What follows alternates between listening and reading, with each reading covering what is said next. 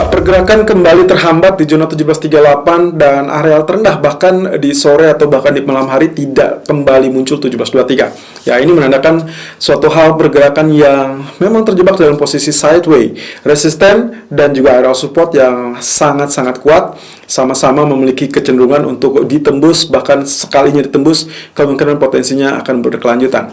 Nah, otomatis sampai saat ini di pagi hari ini pun kita mendapati areal 1738. Well, lagi-lagi 1738, 1740, lalu kemudian kalaupun misalkan melakukan pertembusan, maka kemungkinan potensi PR berikutnya adalah 1744 ataupun 1745. Jadi, saran saya, kalaupun misalkan nanti kita lihat 1738 ataupun 40 ditembus, maka jangan terlalu euforia terlebih dulu, karena kemungkinan hambatan selanjutnya berada di 1744 atau 1745. Atau let's say mungkin area yang kemarin atau selama 2 hari terakhir, yaitu di 1742.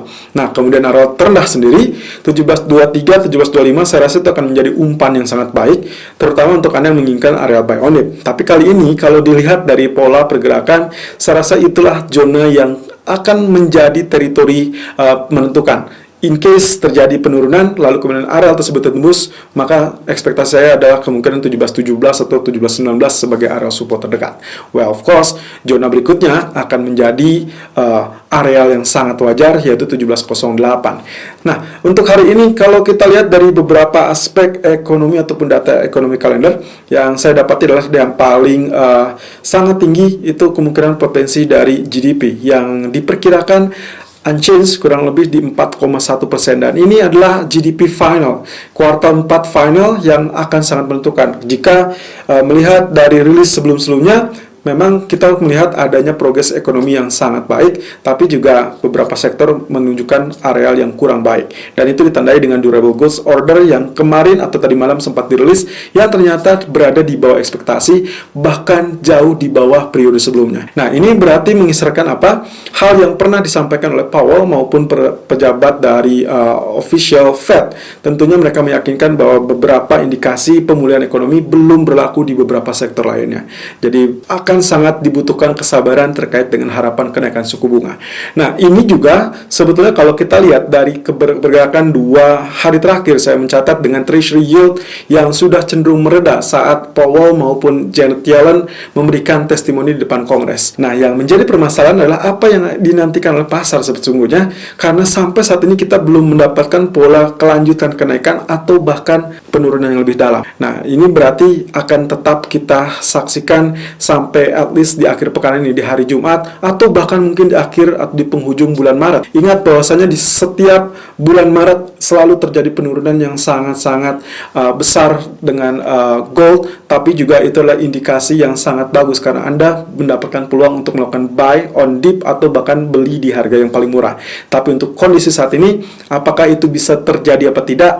Well, kita masih tetap harus bersabar sampai at least akhir bulan ini. Kita lihat technical view untuk hari ini, di mana Treasury yield dan juga DXY atau indeks dolar nampaknya masih berseberangan. Apakah dia akan mengikuti DXY mengikuti Treasury yield yang mengalami penurunan, atau justru Treasury yield akan mengikuti DXY. Sampai saat ini kekhawatiran terkait dengan COVID-19 memberikan angin segar terkait dengan safe haven aset, yaitu emas, tapi kendalanya adalah penguatan dolar, sehingga itulah yang mengakibatkan kenapa emas agak relatif sulit untuk mengalami kenaikan selanjutnya. Technical view 25 Maret 2021. Irfan untuk Agrodana. Technical outlook 25 Maret 2021 jam 11:30 waktu Indonesia bagian Barat, dan masih dengan anomali yang terjadi di Treasury bond ataupun Treasury yield versus dolar, yang seharusnya mereka mengalami kenaikan bersama-sama, tapi lagi-lagi tersendat, dan bahkan kecenderungannya adalah US dollar yang kecenderungan menguat selama 2 hari terakhir, kurang lebih itu yang terjadi. Sementara yield sudah hari kedua berturut-turut juga mengalami penurunan. Oke, di sini ada grafik yield untuk grafik H1 atau 1 jam. Ini adalah pola-pola ataupun area-area yang kemarin kita tandai, termasuk juga pola kenaikan ataupun penurunan yang kita tandai dengan tanda panah hijau dan juga tanda panah merah. Areal biru adalah area penurunan dari descending triangle. Kemarin memang sudah selesai, lalu kemudian kita kemarin mencoba untuk meramu ataupun mengestimasi apakah dia akan terjadi penurunan kembali apa tidak. Dan persis dia spike, lalu kemudian sempat turun lagi. Jadi ini panah hijau dan merah sebenarnya sudah terjadi, walaupun khusus untuk tanah merahnya hanya hanya terjadi setengahnya saja. Artinya ini areal supportnya masih cukup kuat, dan kita masih akan lihat dalam beberapa jam ke depan apakah ini masih bisa untuk mengalami penurunan apa tidak. Tapi untuk sementara waktu, let's say ini adalah double bottom, kemudian ini adalah neckline.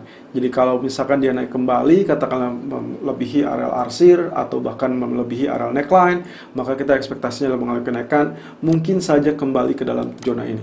Nah, otomatis dari sini kalau misalkan kita asumsi saja, katakanlah misal areal resisten masih cukup kuat, maka kemungkinan potensinya kita bisa melihat secara keseluruhan, ya saya perkecil seperti demikian. Ini bagian left, ini bagian head nantinya, ini adalah bagian right nantinya. Ya, tapi kita belum bisa menyimpulkan apakah ini head and shoulder apa tidak, unless terjadi penurunan kembali dan tembus areal support. Di sisi lain, di grafik daily, kita juga melihat potensi pergerakan yang persis kemarin kita masih dalam tahap menanti apakah dia akan tembus langsung atau tidak. Ya, kemarin kita sudah menantikan terkait dengan rising wedge, kemudian dia sudah akan menjelang penutupan ataupun menjelang crossing dari areal support, ternyata tertahan. Ya, ini persis di areal yang kita tandai arsir, yang artinya inilah areal yang cukup kuat, dan itu persis yang terjadi ya. Tapi sayangnya kalau kita lihat dari sisi DXY, inilah yang kemarin menjegal kenaikan emas. Oke, jadi yang kita lihat sekarang adalah wave kenaikan, di mana wave kenaikan ini kita akan melihatnya di sisi lain adalah terkait dengan konsolidasi dari trend channel. Nah, meskipun demikian, areal yang dilalui adalah areal yang memang sempat terjadi double bottom, kemudian ini sudah selesai, dan sekarang kita pertanyakan adalah apakah dia akan rejection di areal trend channel ini apa tidak. Ya, kalau areal bayang ini termasuk hitungan, ya termasuk hitungan. Jadi ini masih tidak terlampau jauh ya. Meskipun dia breakout, tapi juga dia tertahan di zona trend channel, maka kemungkinan kita akan asumsikan ini bisa sebagai areal double top. Ya, kalau misalkan ini double top, berarti dia akan kembali ke titik tengah di 91.49, yang sekarang running price berada 92.54. Dan data malam ini GDP dari AS, yaitu untuk kuartal keempat final, akan menentukan apakah dolar akan kembali melemah apa tidak. Sementara di grafik 1 jamnya, potensi pergerakan juga mirip dengan apa yang kita gunakan kemarin, tapi sayangnya memang dia mengalami kenaikan melebihi areal ini, ya areal arsir. Jadi sebetulnya ini tidak terjadi, jadi saya hapus saja. Oke, kemudian ini pun relatif belum terjadi atau tidak terjadi ya, atau mungkin ini ya kurang lebih seperti itu. Ini yang saya hapus, jadi sebetulnya dia mengalami kenaikan. Sekarang kita nantikan apakah panahnya akan terjadi penurunan apa tidak. Terakhir, kalau kita lihat dari US Government Bond, ya kalau kita lihat dari US Government Bond-nya, justru kejadiannya adalah hampir juga sama ya. Setelah dia mengalami kenaikan, saya sempat katakan bahwasanya wajar kalau dia turun sebagai pullback, dan itu terjadi persis sesuai dengan pola panah merah, kemudian dia rebound kembali, tapi juga masih tertahan di areal ini. Nah, kita masih menantikan apakah dia akan tertib bergerak di atas zona ini atau tidak.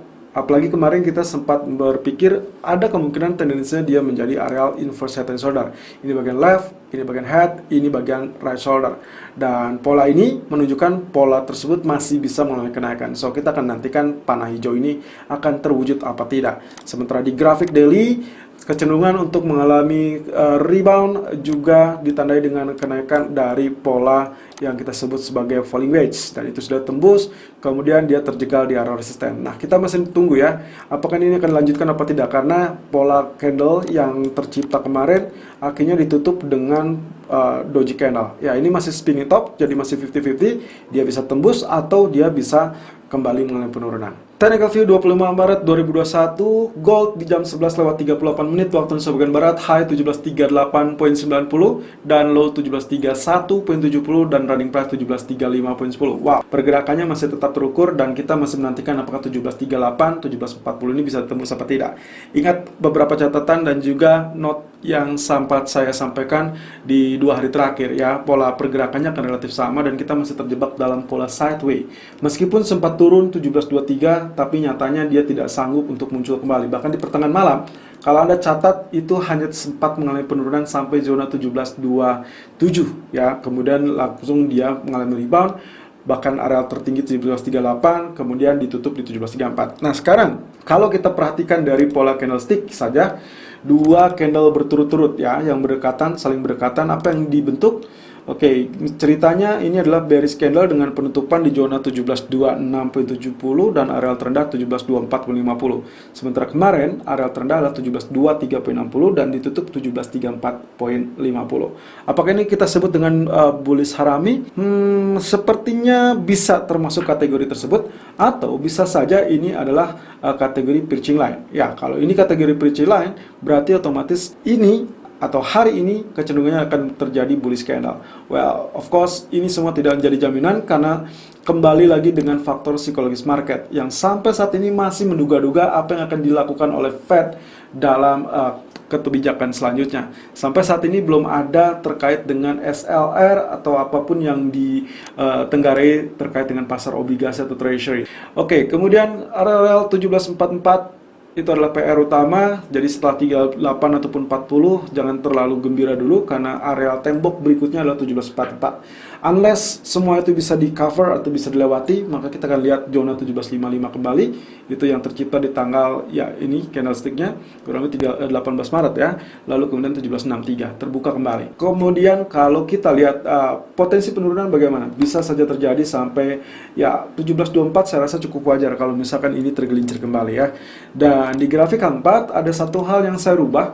Kemarin kita menggunakan areal trend channel di sini ya, di mana arealnya juga sudah ditembus tapi juga kembali naik. Lalu kemudian sekarang kenaikan ini yang kita pertanyakan, apakah dia kembali naik atau memang hanya kenaikan sesaat. Oke, kemarin berkutat di area ini sampai pertengahan malam, artinya saat Anda melakukan sell ataupun buy sesuai dengan arahan ataupun sesuai dengan range pergerakan yang diperkirakan, maka seharusnya Anda mendapatkan beberapa peluang. Sementara untuk hari ini saya gunakan symmetrical triangle. Ya, ini 50-50, jadi kemungkinan kenaikan ataupun penurunan berimbang. Tapi kalau misalkan kita lihat dari pola bawah, ya, artinya dia datang dari arah bawah, maka seharusnya yang terjadi adalah pola kenaikan. Ya, artinya kita akan lihat sesaat lagi atau beberapa jam ke depan kemungkinan ini akan ditembus. Potensi pergerakan ini sekarang bertahanannya adalah 1736, 1738. Jangan lupakan bahwasanya setelah dia nembus, maka tantangan yang berikutnya adalah areal RC biru ini. Jadi kita asumsikan saja 1736 sampai 1740 itulah areal rawan koreksi atau rawan rejection. Hati-hati. Kalau Anda melakukan buy di areal ini, ada kemungkinan potensinya Anda harus segera exit di areal 38 ataupun 40.